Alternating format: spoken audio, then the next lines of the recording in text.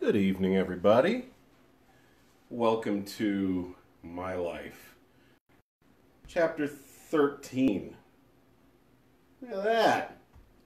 How about that little character? That's the second one. That's all I made, thankfully. Just two. We got Dante, now we got Logan.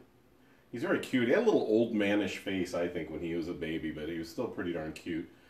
Um, yeah, so let's start there. We got, this is covering the years 01, or excuse me, oh shoot, I should have had it up there because now I'm brain farting and can't remember. That's just embarrassing. This is 03, 04, and 05, I believe. So, excuse me. So, we're still living in Lakewood. You know, we've been back from Cleveland for a few years. And this is a little risque. I don't consider it real dirty. But, you know, I've learned to not talk about sex too much on this thing. I don't want to piss anyone off. But this is a funny thing. And it actually kind of leads me to believe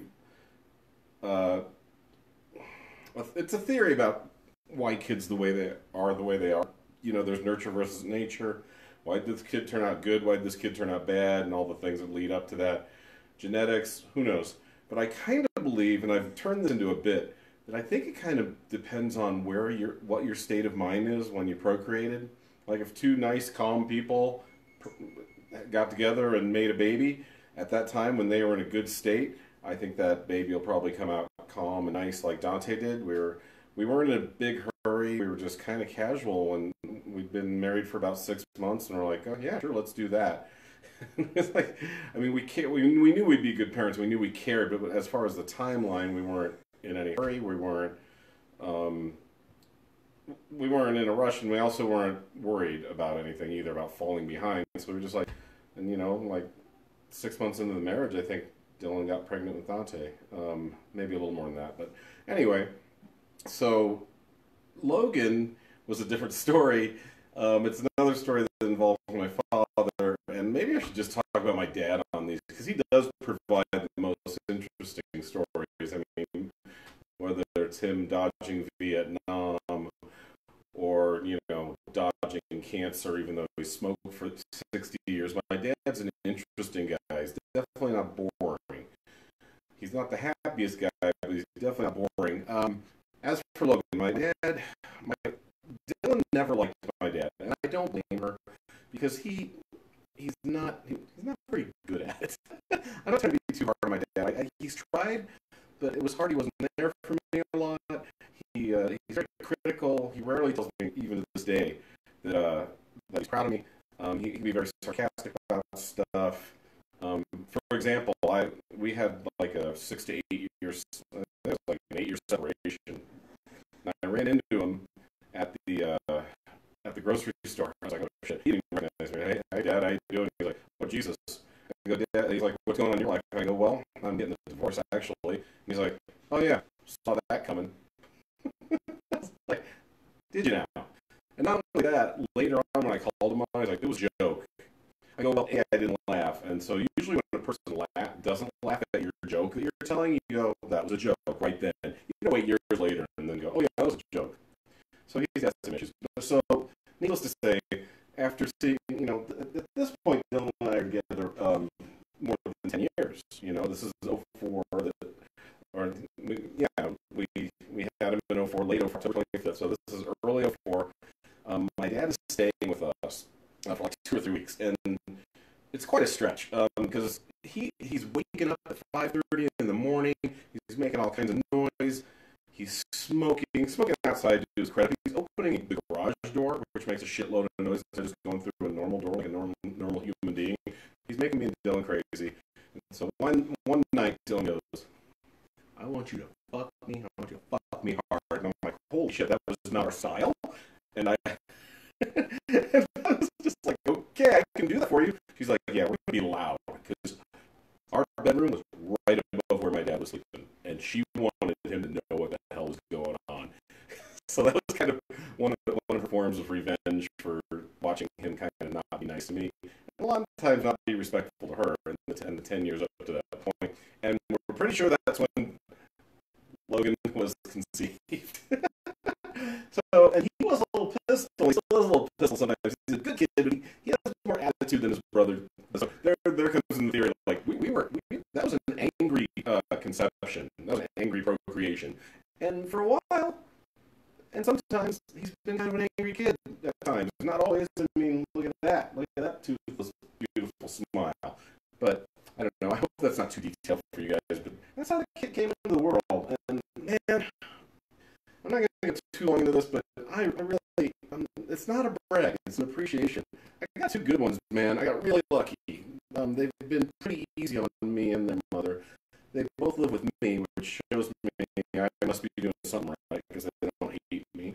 You know, I know I did better than my two father figures did, and I think for that she taught me how to really be a parent. It's not about a mother and a father; it's about being a parent. And so I was lucky. I've been quarantined for 6 weeks pretty much, and fun. I'm not Anne Franking it up in here. I'm happy. I got that kid over there, Logan's sleeping right now. It's a weird sleep cycle. He's been all over the place. But, you know, it's been good. These years, like I said last night, they were very exciting work-wise. In 2004, I lost my job at the orthopedics place over bullshit. And so I ended up selling light bulbs for like 6 months. And then I got really lucky, and my friend Debbie got me a job at then it was called Space Imaging. Then it became a GOI, and then they got gobbled up by Digital Globe. And you may or may not know, Digital Globe makes it's so much, just tons of satellite data. They made Google Earth, so they literally have the world in their hands. And I helped make Google Earth for a while, and then for about 7 years out of the 8 that I was there, I mapped airfields. And that was pretty cool because I care about geography. It kind of goes with my history and political science background. And so I did that for like 7 years, made pretty good money there. The hours were great. I worked nights while Dylan worked days, so we'd still not have to put the kids in daycare, so that was great. It was a good job. I mean, honestly, I listened to Pandora and YouTube while I made my maps, and it was the technology is amazing. You know, so first of all, satellite imagery, and then you get all this it's called GIS. I believe it's for geographical integrated systems or something. Or software. It's amazing software. Sorry, it's not very exciting, but I really liked the job. I was there for 8 years, and it's the longest I've been in any job. Speaking of that, I was just thinking about this today. I've had a lot of jobs. I know this is not really threading into. I mean, I'll tell more stories about the boys as we get older, or as they get older. But I was doing the count in my head while I was walking the other day. I've had 17 jobs in the 35 years I've been in the workforce. Some of them just today, because I'm not smart enough as those guys. Like I worked in a halfway house for 1 day, and I was like, done. Nope. I cannot watch a guy pee into a cup and be responsible for that cup. And it always sounds bad when you have to give the pee, but it's also not fun being the guy on the other end of that, kind of having to watch him, make sure he's not doing anything fishy because he's an ex-convict, and then having to take care of that urine.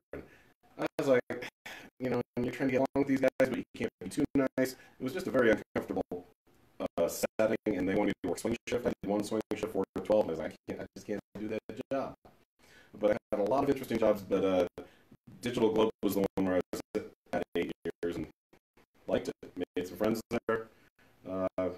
Pretty cool stuff. Let's see what else. I'm trying to think what else went on. We really like Lakewood a lot.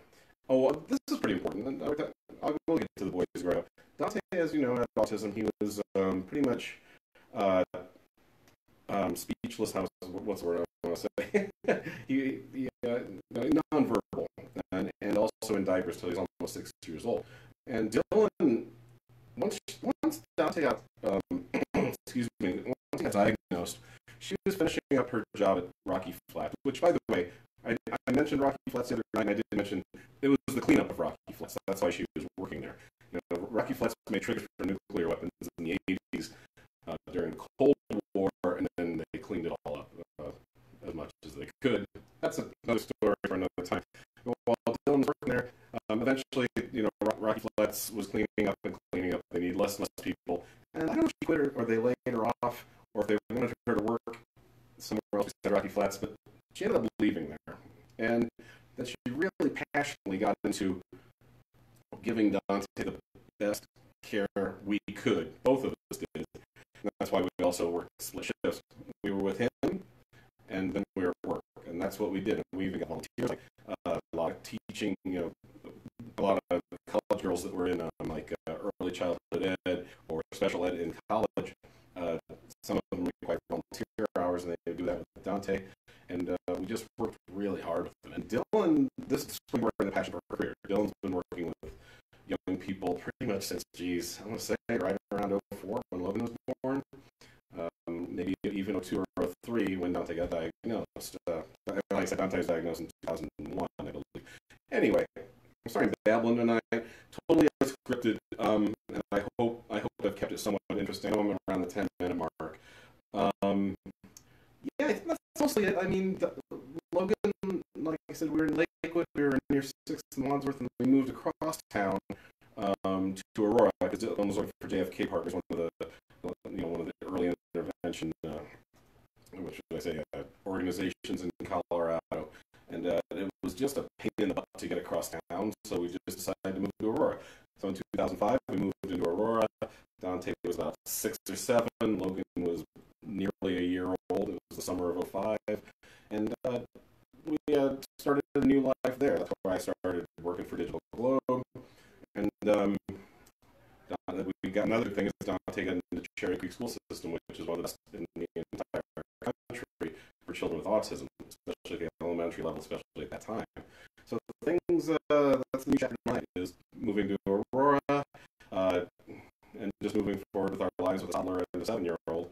And I think that's about it, guys. I know it wasn't very exciting tonight. Like I said, if there's anything else you want me to talk about, let me know. I'm going to start posting all these videos to YouTube.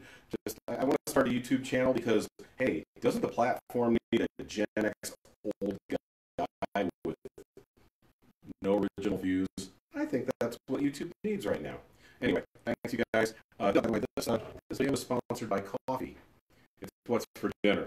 Have a great night. I'll see you guys tomorrow. Stay safe, stay healthy, do whatever you need to do to stay happy.